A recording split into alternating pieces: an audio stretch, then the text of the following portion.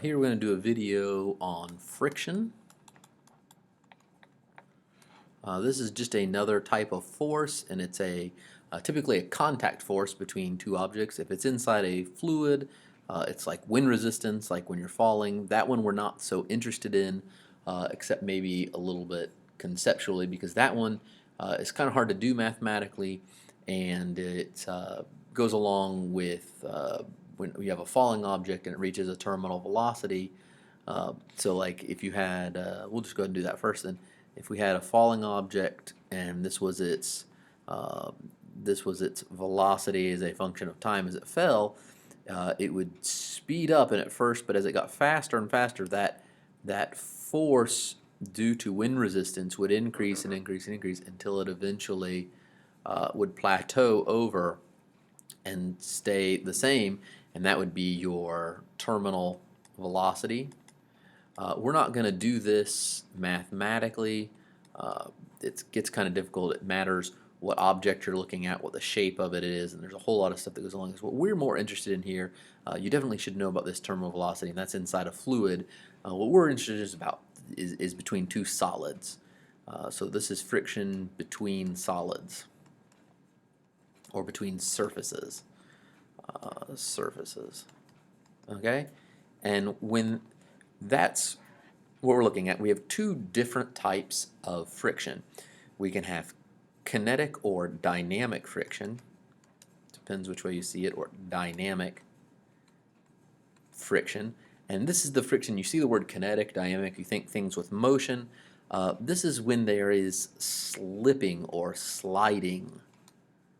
Slipping/sliding between the surfaces. This does not really need to be anything else. It's just when the two surfaces in contact are not staying together, there's slipping and sliding. So if we were looking and this was one surface and this was the other surface on it, one would be like going that way, the other would that way, or vice versa. They're not staying together, they're actually sliding. And the other is static friction.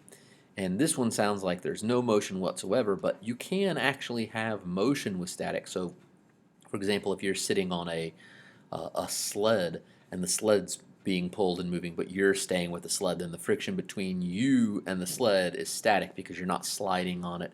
So this is no slipping or sliding, no sliding between the surfaces. And these are our two types that we are worried about.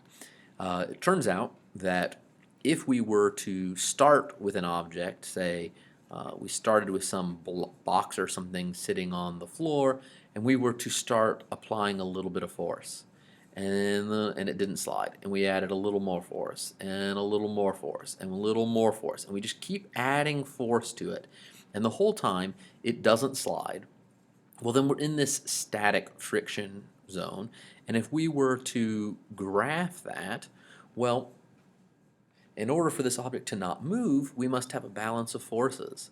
So if we look at this and we look at the force applied, this is the force here, F applied, right?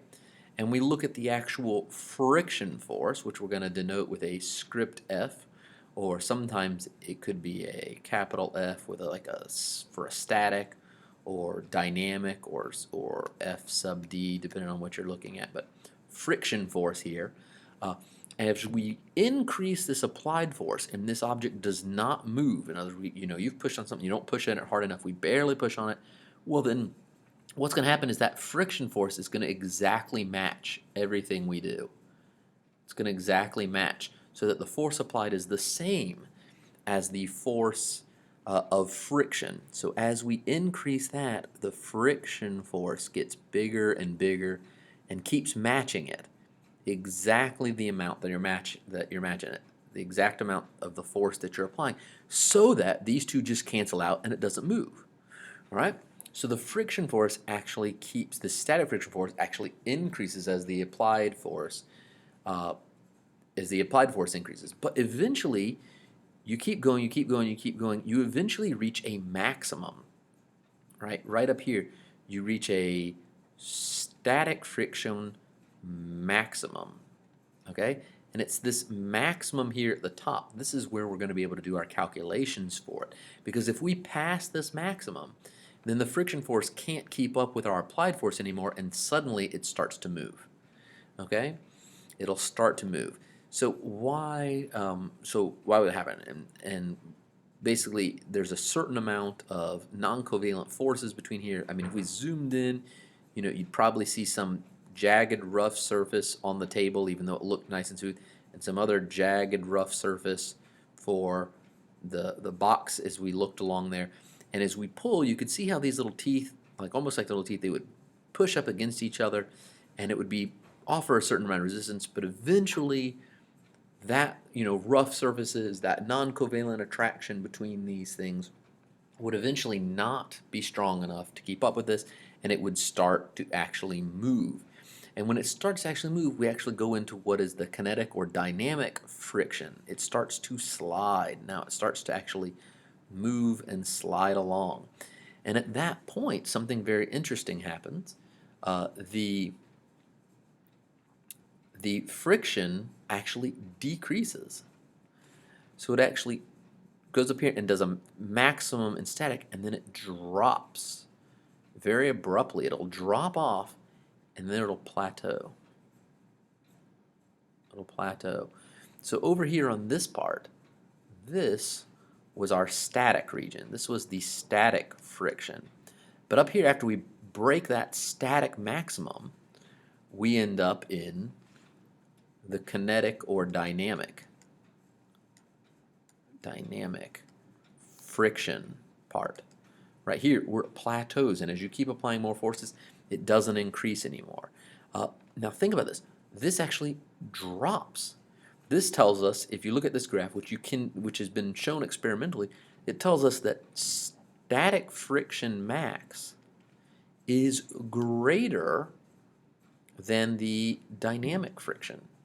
Right? And that dynamic friction is whatever this value is here. You'd come across and read it.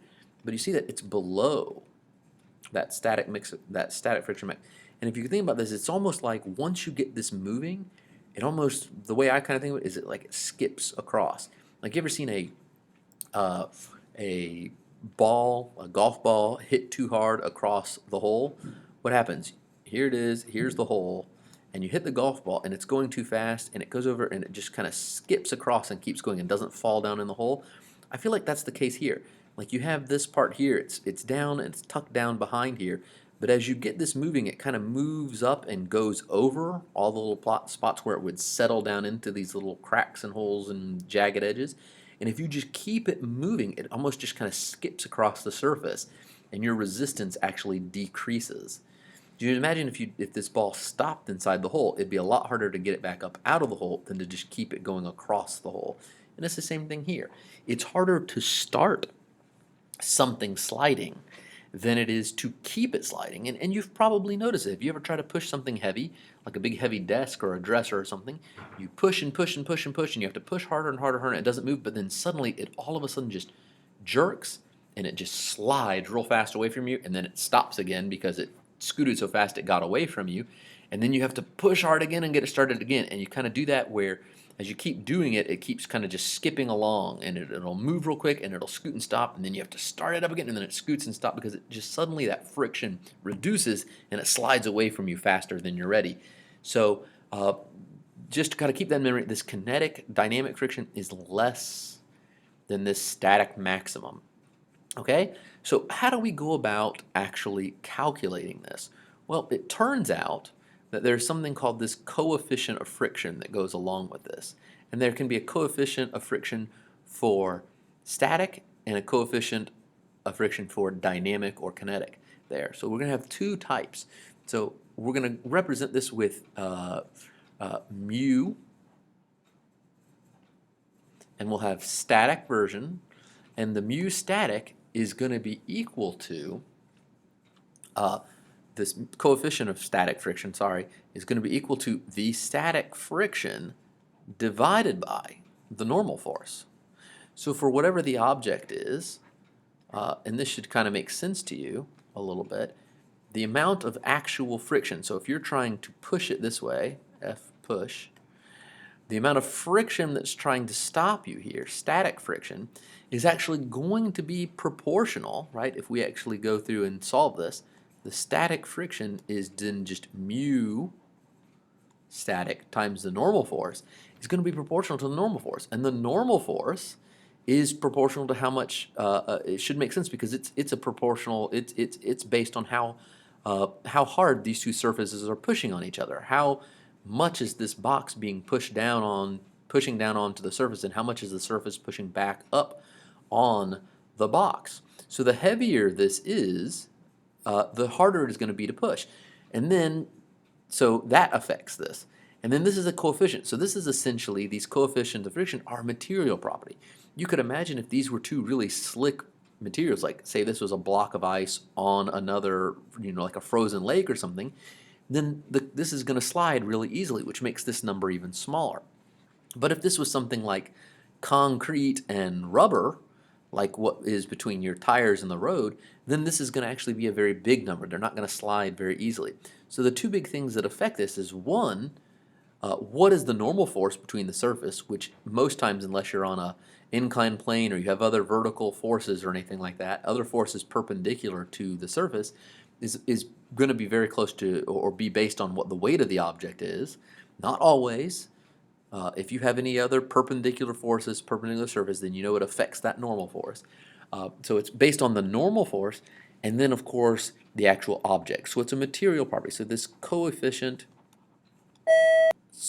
this coefficient is actually based on then the material itself and what the normal force is, how much of it you have. And you can go look in, there'll be like tables where it'll tell you the coefficient of friction between two materials. It's not ever just the coefficient of friction of rubber. It'd be between rubber and concrete, or glass and glass, or glass and concrete. It's always between two things. And then similarly, we can do the coefficient of kinetic or dynamic friction, and that would just be the dynamic friction force over the normal force. So similar to this, which gives us that the dynamic friction is mu dynamic times the normal force. So I don't care which way you really remember, these are equivalent statements, but basically this equation, and they're very the same, for dynamic. So they're the same for both of them, but they work this way. So if you were doing a problem like this, you would come in, you would have to find what the normal force was. So in this example, it would be mg, because those are only two vertical forces, and then you would replace this. You would say, all right, what's my equation of motion? I would have F push minus the friction force is equal to ma of the object, whatever its overall acceleration is, right? This is detached, it's not attached to there, so it indicates it's not actually acting on there. It's just the acceleration, it's not one of these forces. Remember, all the tails of your forces have to be touching whatever free body diagram you're doing. And then I would replace this static. Now, if this is static, it's not sliding. This would be 0, of course, but this could be static or dynamic. If it was dynamic, this wouldn't be 0. But I'd have F push, and then if I looked up here, if I did my vertical forces, I would have that N is equal to mg. So I would replace that with mu, whichever, static or dynamic, times the normal force. And then the normal force, F push, would be mu smg. And that's just in this case. If this was on an incline, right, you'd have to be careful because the normal force on an incline would not be equal to just mg. It'd be either mg cosine theta or sine theta, depending on what angle you have. Or if F push was at an angle, right, if this was actually at an angle, then a component of F push would be lifting up on the box, and it would reduce that normal force because you'd have to do the vertical equation, and it would be N minus mg minus whatever the vertical component was, the y component of that is equal to 0, because this thing's not leaping up off the table or anything like that. And so N would be mg plus, I'm sorry, I said minus on that. That should be a minus sign. That should be a plus sign because they're both in the positive direction. So this becomes mg minus the component of force that's actually lifting up on it, which should make sense too, because if you've ever tried to slide something very heavy, if you lift up on it slightly, it will slide a little better. Now, the last thing I have to say, so this is absolutely independent of surface area contact. So in other words, if I had 5 books stacked up here, right? If I had 5 identical books stacked up, and if you think about this, this should start to make sense. It would be just as much friction and just as difficult to push them to the side as if I took and stacked them this way. Okay, if I stacked them this way, 1, 2, 3, 4, and 5, if I did them this way, it would require me pushing on these with the same amount of force. These forces would be identical because that surface area and contact doesn't matter. So if you think about in this situation, if you want it to kind of make sense to you, this has less surface area and contact. So if we looked at every little, square inch of this square inch would apply a certain amount of force, but it would have a lot of weight above it. So this square inch would have a big normal force, but if you look at all the square inches in contact, there's not as many of them. There's only a few. If you come over here and you looked at one little square inch, it would have a littler normal force than any square inch over here. So this square inch might have a big normal force, but over here it has a littler normal force, but there's a lot more of these square inches. So in fact, if you look here, this square inch would have 5 square inches stacked on top of it. This would be like 5 times the normal force of right here. But over here, we'd have a smaller normal force, but we'd have 5 times as many of them because we have all 5 times as many of these square inches because there's more surface area. So ultimately, it just cancels itself out, and that surface area doesn't matter. So keep that last part in mind when you're doing these. This is independent of the amount of surface area in contact. All right, that's all there is for this.